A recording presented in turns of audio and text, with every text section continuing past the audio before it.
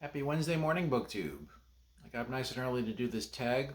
Had to delay it for an hour because my housemate's dog would not stop barking. No, the dog barks at anything. I swear. I sat the little guy down and explained to him, listen, no dog is this cute at 5 in the morning. He just looked at me. I'm pretty sure he gave me the finger with his eyes. Anyway, still a cute little dog. Anyway, good morning. Ooh, delicious. It is tag time today, people. I'm sure like a lot of you, I'm a couple months behind on tags. So I got two in the works. One's a tag from a couple months ago, and the other one I was just tagged the other day.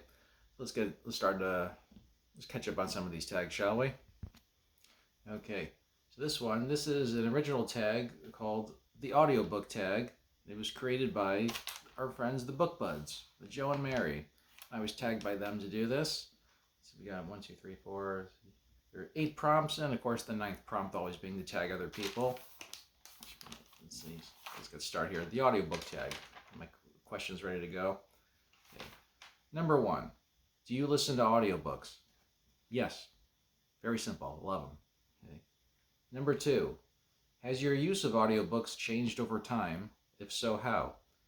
Yes, it has. I don't always have an Audible subscription. I subscribe every now and then, get some credits. But I always keep Spotify. You get your 15 free hours a month. So you work it out. It's about look at the average novel, maybe 8 hours. So if you listen to one, then by the time your next billing cycle starts, I can get 2 novels in right at the beginning. So yeah. Thanks Spotify for the free hours. Okay. Now number 3. How do you choose which book will be read versus listened to? Okay. 2 things. Number 1, and I've said this multiple times on my channel before, I love memoirs and autobiographies that are narrated by that person. So I may get a printed copy, but for me, like I said, audiobook or memoir narrated by that person, I'm going for the audiobook straight away. I just got a new one too about a guy sportscaster, and his name is Jim Lampley. He's like the voice of my childhood. The guy's been around. He's the voice of my childhood. He's been on television long before I was even born. So I got that audiobook. I'm planning on reading that very soon. Jumped up to the top of my TBR list. Okay, and also read versus listened to. Also, I've started listening to more books that are the really long ones, like 800, 1,000 pages. Mainly because those big bulky things are so cumbersome and take up so much room. If I find myself nowadays just listening to those books instead of owning a physical copy. So there you go. Let's see. Other than that, listen to, that's the autobiographies and the really big books. Everything else I just read. Okay. All right. Number 4. Do you look into narrators before you listen or go in blind? I go in blind. I see the free hours on Spotify, so I just go in and I listen to it. I've yet to hear a bad one. Everyone's good, so maybe I've just been lucky because I had to listen to a whole lot of audiobooks. But yeah, so far so good. So I just go in blind. Okay. Do you multitask while audiobooking?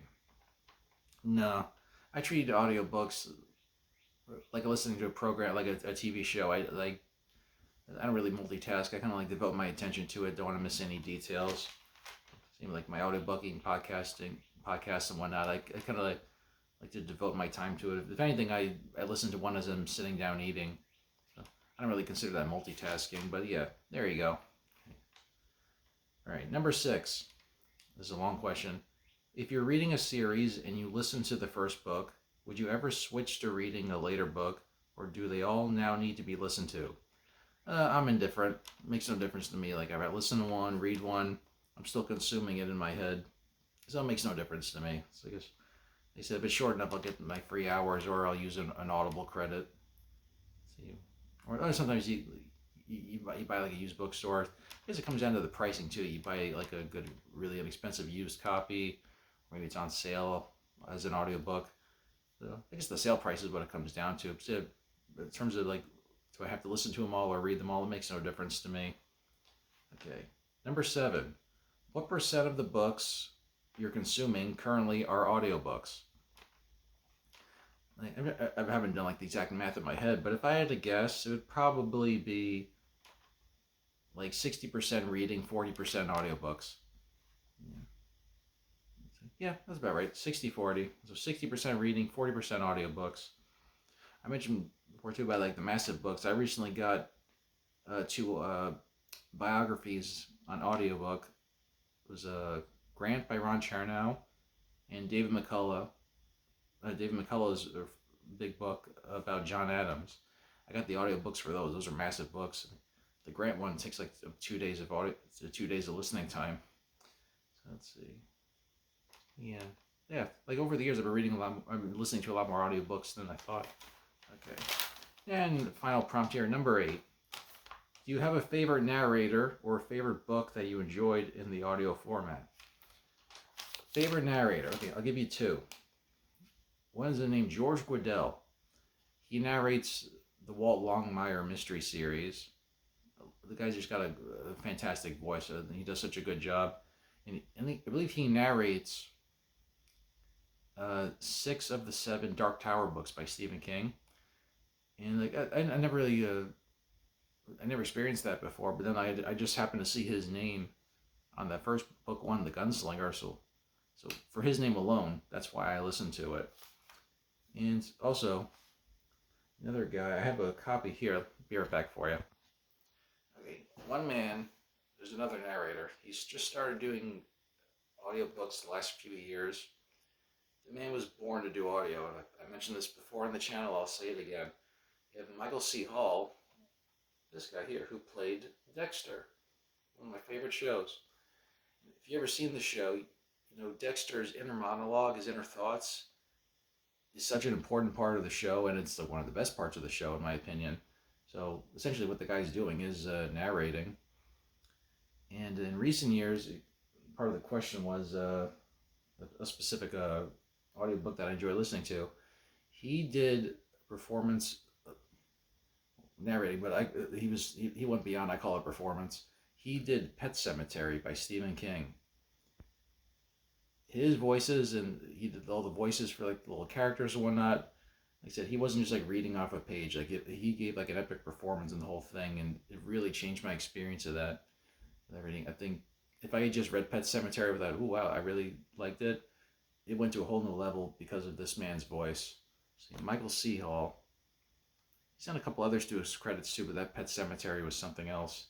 And I really, really hope this guy makes a second career out of doing narrating, because he was just phenomenal. And finally, the last prompt, tag people. There are 2 new channels that I came across, or rather, they came across me. I guess they found my videos somehow, and they left some nice comments. So I'm going to tag the Nocturnal Nasties. She does pretty much like a horror stuff. Like I've been watching a couple of her videos the last few days. I enjoy her very much. And then Tiny Teacup. Tiny Teacup, another very nice person who found my channel very recently and left some very nice comments. There you go. Yeah, Tiny Teacups, big coffee mug. There you go. All right. Have a happy spring, everyone.